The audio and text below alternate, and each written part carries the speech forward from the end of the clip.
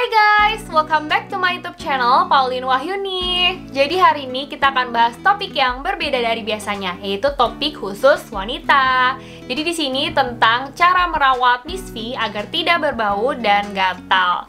Aku sering banget dengar bahwa memang banyak wanita yang punya masalah di Miss V-nya mereka.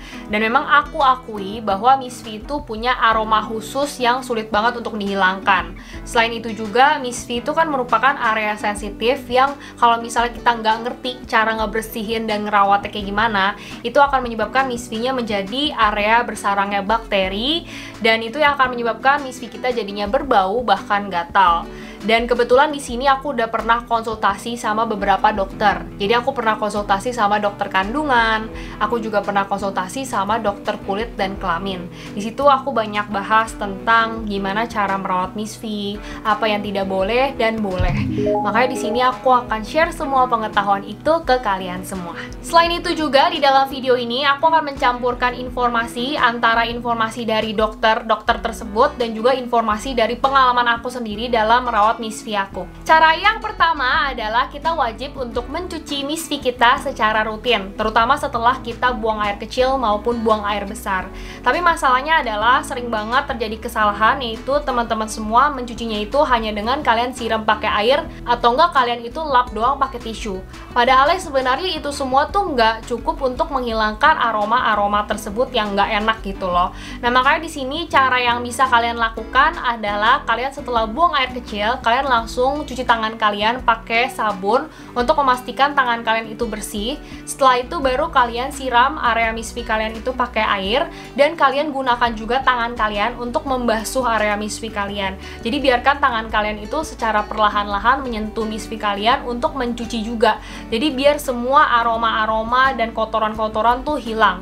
Dan dalam membasuhnya sendiri pakai tangan, kalian itu harus arahnya itu dari Miss V, jadi dari depan ke belakang. Jadi jangan dari belakang ke depan. Karena area belakang itu kan merupakan area tempat buang air besar ya. Jadi itu area kumpulnya bakteri. Kalau misalnya kalian dari arah belakang ke depan, itu akan menyebabkan perpindahan bakteri dari belakang ke depan, jadi ke arah Miss V itu.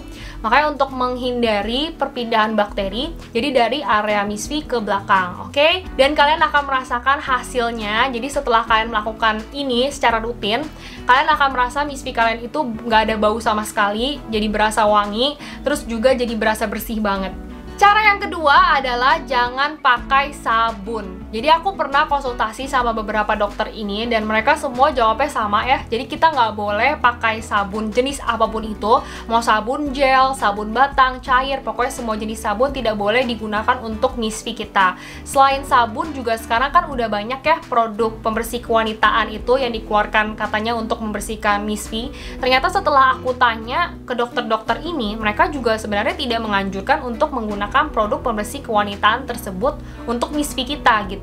Jadi sama-sama tidak dianjurkan baik sabun maupun produk tersebut. Karena memang kalau misalnya kita menggunakan produk atau sabun tersebut, itu akan menyebabkan iritasi bahkan infeksi di area Miss V kita. Selain itu juga di Miss V kita itu tuh punya bakteri baik. Nah, bakteri baik itu gunanya untuk menjaga area Miss V kita agar tidak dihinggapi oleh bakteri yang jahat. Kalau misalnya kita pakaiin sabun atau kita pakaiin produk pembersih kewanitaan, itu akan menyebabkan jadinya bakteri baiknya itu ikut hilang dibersihkan oleh produk-produk tersebut gitu.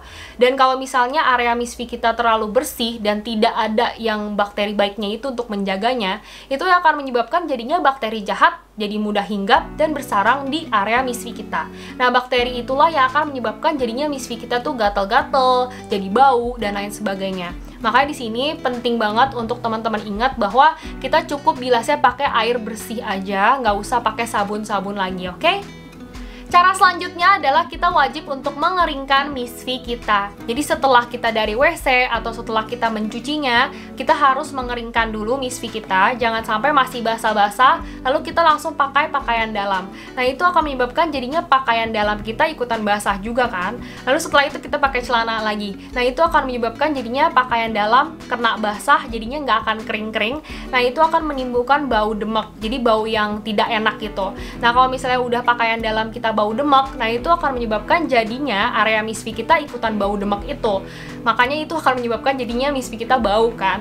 Nah, selain itu juga, kalau misalnya misfi kita masih basah-basah, lalu langsung kita pakein pakaian dalam, itu jadinya area misfi kita basah, terus juga pakaian dalamnya juga masih basah. Nah, itu dua-duanya jadinya combo, jadinya bener-bener lembab banget area tersebut. Nah, kalau misalnya area itu lembab, itu akan menyebabkan jadinya area tersebut tuh jadi gampang untuk dihinggapi oleh jamur serta bakteri. Nah, makanya penting bagi kita untuk memastikan dikeringin dulu. Karena kalau misalnya udah menjadi tempat bersarangnya bakteri serta jamur, itu akan jadi membuat si area misfi kita itu bau, bahkan gatel-gatel pokoknya. Nah, makanya di sini yang biasa aku lakukan adalah biasanya aku menyediakan handuk kecil. Jadi handuk kecil ini aku gunakan khusus untuk mengeringkan misfi aku. Dan biasanya aku setelah dari WC itu pasti aku pakai handuk kecil ini untuk mengeringkan secara pelan-pelan aja ya guys. Jadi jangan kasar-kasar. Nah, untuk handuknya sendiri kalian harus rajin untuk menggantinya. Jadi biasanya kalau aku sih gantinya itu 2 hari sekali aku ganti handuk baru. Jangan kalian males-males untuk mengganti handuknya, karena kalau misalnya kalian gak rajin ganti, itu akan menyebabkan jadinya handuknya kotor, jadi tempat bersarangnya bakteri, debu, jamur, dan lain sebagainya. Pokoknya jadinya sama aja, membuat area misfi kita kena juga. Makanya kalian harus juga rajin untuk mengeringkan, mengganti handuknya juga. Cara selanjutnya adalah pilihlah pakaian dalam yang tepat. Pakaian dalam di sini aku maksud adalah celana dalam. Nah, untuk celana dalam sendiri merupakan faktor yang penting banget menurut aku untuk menunjang kesehatan dari misfi kita. Karena terutama dari bahannya, itu kita bisa cari bahan itu yang halus, yang adem, yang menyerap keringat, terus juga mudah menyerap basah. Contoh bahannya itu adalah bahan katun. Itu bagus banget kalau dijadiin celana dalam, karena bahan katun itu tuh menyerap keringatnya mudah banget, terus dia kasih sirkulasi udara. Jadinya sehat banget kalau misalnya kita pakai sebagai celana dalam. Nah, selain itu juga kita bisa menghindari bahan-bahan itu yang panas, yang tidak mudah menyerap keringat, tidak mudah menyerap basah. Itu kalian harus hindari. Contoh bahannya adalah bahan nilon, karena bahan-bahan seperti itu akan menyebabkan jadinya area misfi kita cepat lembab. Terus juga pakaian dalamnya, celana dalamnya jadinya panas, terus juga jadinya nggak menyerap keringat, basah dong otomatis ya kan. Nah, jadinya bau apek itu akan timbul dari pakaian dalamnya bau apek. Selain bau apek juga jadinya mudah berkembang biaknya si jamur atau bakteri di area lembab itu. Nah, itulah yang akan menyebabkan jadinya misfi kita bau, gatel, dan lain sebagainya. Aku saranin buat teman-teman untuk sering-sering mengganti celana dalam kalian, terutama kalau misalnya kalian ngerasa celana dalam kalian itu udah basah atau lembab, itu buruan ganti. Dan kalau aku sih, aku saranin 1 hari 2 kali minimal itu kalian harus ganti celana dalam kalian. Cara selanjutnya adalah hindarilah dalaman yang terlalu ketat. Karena misfi kita itu juga butuh udara guys. Selain misfi kita butuh udara, masih ada kuman-kuman baik, bakteri-bakteri baik yang ada di dalam misfi kita. Mereka itu juga butuh untuk bernafas. Kalau misalnya kita pakai dalaman yang terlalu ketat, itu akan menyebabkan jadinya tidak ada udara yang masuk ke area misfi kita. Dan itu akan menyebabkan jadinya lembab di area tersebut. Terus menimbulkan gatal, jamur, bahkan kuman-kuman yang ganas. Itu bisa berkembang biak semua di area misfi kita. Dan itulah yang akan menimbulkan jadinya misfi kita bermasalah kesehatannya. Bisa menimbulkan jadinya misfi kita bau, gatel, dan mungkin ada masalah-masalah kesehatan lain yang ada di misfi kita itu timbul hanya karena dalaman yang terlalu ketat. Makanya penting bagi kita untuk jangan pakai dalaman yang ketat guys. Walaupun aku tahu mungkin dalaman yang ketat itu lebih bagus terlihatnya, tapi sangat berbahaya untuk kesehatan misfi kita. Makanya lebih baik kita menomorsatukan kesehatannya dulu. Cara selanjutnya adalah kita harus lebih rajin lagi pada masa datang bulan. Datang bulan itu kan merupakan masa di mana misfi kita jadinya lebih berbau lagi dibandingkan biasa, terus juga baunya sangat tidak sedap kan. Terutama itu semua tercipta karena dari datang bulan tersebut. Nah, makanya di sini kita wajib untuk lebih rajin lagi dalam membersihkan misfi kita. Nah, untuk bersihinnya sendiri sebenarnya sama aja seperti cara yang pertama tadi yang udah aku jelasin. Terutama pada saat setelah kita buang air kecil, buang air besar, itu kita wajib banget untuk bersihinnya dengan detail. Dan ingat, jangan kalian bersihinnya itu cuma disiram pakai air atau dilap pakai tisu. Aku ngerti, mungkin beberapa dari kalian itu mungkin geli ya karena ada efek dari datang bulan tersebut. Tapi ingat, kalian itu harus memelihara kesehatan di misfi kalian biar nggak terlalu berbau. Makanya kalian harus gunakan air dan basuh juga pakai tangan. Karena dengan kalian membasuh pakai tangan dan air, itu semua kan akan lebih membersihkan lagi kan area misfi kalian itu, terutama datang bulannya itu semuanya jadi lebih bersih lagi, lebih hilang lagi. Nah, percayalah dengan kalian basuh pakai tangan dan air, itu semua jadinya lebih nggak bau lagi. Di area misfi kalian pasti nggak terlalu berbau dibandingkan kalau kalian cuma siram pakai air atau kalian lap pakai tisu. gitu. Itu bener-bener akan efeknya tuh terasa banget, jadinya nggak bau banget gitu loh guys. Mendingan lah setidaknya gitu. Nah, selain itu juga ingat, kalian itu juga harus rajin dalam mengganti pembalut kalian. Jangan malas-malas, terutama kalau misalnya kalian ngerasa kayak pembalut kalian itu udah basah, udah lembab, itu udah wajib kalian ganti dengan yang baru. Dan memang pembalut itu nggak boleh dipakai terlalu lama ya guys. Jadi maksimal itu kalian bisa pakai satu pembalut itu 8 jam, itu udah maksimal. Setelah 8 jam, please diganti. Oke guys? Buat teman-teman semua yang mau beli soft lens seperti yang aku pakai ini di semua video YouTube aku, kalian langsung aja beli soft lens ini dari Instagram Mix and Best. Kalian langsung aja chat adminnya melalui WhatsApp atau Line ya.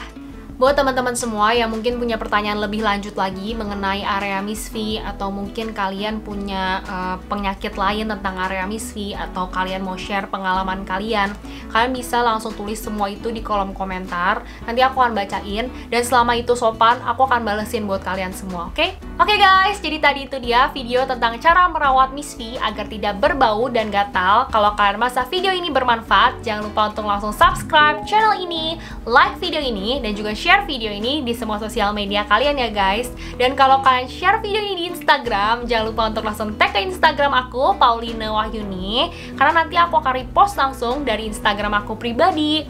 Dan sekalian juga ya untuk follow Instagram aku itu, Paulina Wahyuni. Di sana itu aku banyak share tips kecantikan, kegiatan aku sehari-hari juga ada di sana semua pokoknya.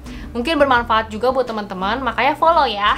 Nah, jangan lupa juga ya guys untuk tekan tombol lonceng yang ada di sebelah tombol subscribe itu, biar kalian selalu mendapatkan notifikasi setiap aku upload video baru. Makasih banyak buat teman-teman yang selama ini udah dukung aku dan juga channel aku ini. Kita bertemu di video berikutnya ya guys. Dadah!